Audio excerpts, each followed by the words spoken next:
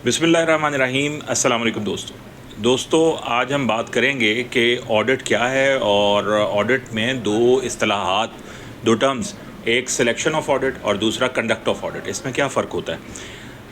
अक्सर औक़ात जो ऑडिट है इसका लफ्ज़ी इनकम टैक्स को के हवाले से जो भी लोग कुछ थोड़ा बहुत जानते हैं वो बड़ा परेशान रहते हैं, चाहे वो ताजर बरादरी हो, बिज़नेसमैन हों, स्टूडेंट्स हों, टीचर्स हों, तो वो ऑडिट के बारे में बड़ा कंसर्न रहते हैं कि ऑडिट कैसे होता है, ऑडिट का प्रोसीजर क्या है, ऑडिट क्यों होता है। तो ऑडिट का एक बाकायदा प्रोसेस है।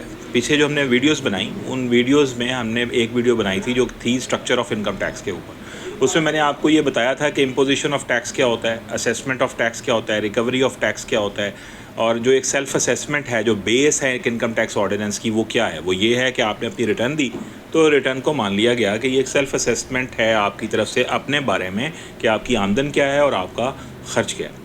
जब आपने रिटर्न में ये एक सेल्फ असेसमेंट कर दी तो उसके बाद एफपीआर जो है, अगर वो उससे खुश है तो आप भी खुश, वो भी खुश, तो फिर तो कोई डिस्प्यूट नहीं है। लेकिन अगर एफपीआर आपकी सेल्फ असेसमेंट से, यानी आपकी दी हुई रिटर्न से एग्रीड नहीं है और वो ये समझता है कि आपकी रिटर्न के अंदर डिफेक्ट्स मौजूद हैं, वो ये समझता है कि आपने अपनी इनकम को या तो अंडर असेस किया है, थोड़ा बताया, या वो समझता है कि आपने अपने ख़र्चों को ओवर असेस किया, ज़्यादा बताया, और अपनी आमदन को कम किया है, क्योंकि एफबीआर की तो सारी नज़र आपकी आमदन पे है। आमदन ज़्यादा होगी तो ज़्यादा टैक्स, आमदन कम होगी तो कम टैक्स।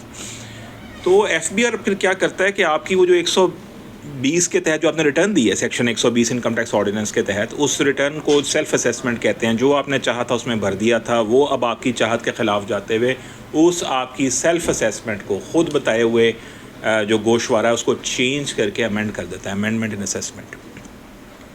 लेकिन इसके दरमियान एक मंजिल और है, आपके रिटर्न भरने से लेके आपके रिटर्न के रिजेक्ट होने तक। जब आप रिटर्न फाइल कर देते हैं तो ये कैसे पता लगेगा कि अब एफबीआर आपको बुला रहा है, एफबीआर आपसे खुश है या एफबीआर आपसे ना खुश है। तो उसमें एफबीआर आपको 3 तरह के नोटिस देता है, जिसका हमने पहली वीडियो में तस्करा किया था। और वो पहला नोटिस होता है सेक्शन 176 का, 111 का, 174 का। लेकिन ये सब देने से पहले एफबीआर 2 तरह के नोटिस और दे सकता है ऑडिट के हवाले से, जब वो आपके साथ वाकई मैदान जंग में उतर आता है, यानी टैक्स पेयर के साथ जंग शुरू हो जाती है एफबीआर की। वो कहता है कि हम स्क्रूटनाइज करेंगे, ऑडिट करेंगे, एक एक चीज़ को देखेंगे कि क्या आपने अपनी रिटर्न सही भरी हुई है या नहीं भरी हुई। तो वो आपको 2 तरह के नोटिस भेज सकता है ऑडिट के हवाले से। एक section 214C income tax ordinance 2001 और दूसरा नोटिस होता है section 177 of income tax ordinance 2001। इन दोनों में क्या फ़र्क है? पहले हम बात करते हैं सेक्शन 214C की। सेक्शन 214C जो है वो बोर्ड की तरफ से नोटिस है, एफबीआर की तरफ से नोटिस है, किसी अफसर की तरफ से सिर्फ नोटिस नहीं है। वो एफबीआर ने एक सिलेक्शन की, रैंडम या पैरामीट्रिक, यानी या कोई पैरामीटर्स बना के सिलेक्शन की कि उसने कहा जी सिर्फ कैपिटल गेंस वाले पकड़ लो, सैलरीज वाले पकड़ लो, बिज़नेस वाले पकड़ लो, या जिनकी इतनी इतनी रेशो से इनकम ज़्यादा है उनको पकड़ लो, या जिनकी इतनी इतनी रेशो से एक्सपेंस ज़्यादा है उनको पकड़ लो। कोई भी पैरामीटर अगर एफबीआर ने सिलेक्ट कर लिया तो उस बुनियाद पे वो ऑडिट शुरू कर सकता है। अगर वो समझता है जिसकी 20 लाख से ऊपर की प्रॉपर्टी है उसको पकड़ लो, तो वो फिर कंप्यूटराइज सिस्टम्स में वो पैरामीटर्स जो हैं, जो पैरामीटर्स जिस टैक्स पेयर को अट्रैक्ट होते हैं, वो सारे सेलेक्ट कर लिए जाते हैं कि इनका ऑडिट किया जाए। रैंडम बैलेटिंग होती है कि वैसे ऐसे ही जैसे आपने किसी टोकरी में हाथ डाला, जो निकल आया सो निकल आया, यानी रैंडमली आपने पकड़ लिया। या रैंडमली उसके लिए एक बैलेट होता है, बैलेट यानी सारे टैक्स पेयर्स का नंबर, और उस नंबर से नंबर चलाया, और जो फिर रैंडमली फंस गए या पैरामीट्रिक में जिनके नाम आ गए, उन खुश नसीबों को वो नोटिस भेज देते हैं कि हमने आपको ऑडिट में सिलेक्ट कर लिया है सेक्शन 214C के तहत। तो ये है random and parametric selection by board under section 214C। 214C का ऑडिट सिलेक्शन। देखने वाली बात यह है कि सेक्शन 214C का जो लफ्ज़ उसमें यूज़ हो रहा है ना, वो बेसिकली कंडक्ट पे उसका ज़्यादा फोकस नहीं है, सिलेक्शन पे फोकस है। यानी वो एक इंटरनल प्रोसेस है एफबीआर का टैक्स पेयर को सिलेक्ट करने के लिए कि हम आपका ऑडिट करने जा रहे हैं, और वो नोटिस उनको भेज दिया जाता है कि भाई हमने सेलेक्ट कर लिया आपको, आपका उन खुश नसीबों में नाम आ गया जिनका ऑडिट होगा। लेकिन सेक्शन 177 जो है, वहाँ जो लफ्ज़ इस्तेमाल हुआ है ना, वो सिलेक्शन नहीं है, कंडक्ट है। There is a difference between word selection and between conduct. Selection का मतलब है आपकी सिलेक्शन हुई है, आइए और ऑडिट कराइए। कंडक्ट का मतलब होता है कि मैं तुम्हें बताऊंगा मैं ये ऑडिट कैसे करने जा रहा हूँ, किन किन बुनियादों पे करने जा रहा हूँ। तो ایف بی آر سلیکٹ کرتی ہے سیکشن 214C میں. اس کے نیچے جو ہائرارکی ایف بی آر کی موجود ہے جس کو ہم کمشنرز کہتے ہیں, کمشنرز کنڈکٹ کرتے ہیں.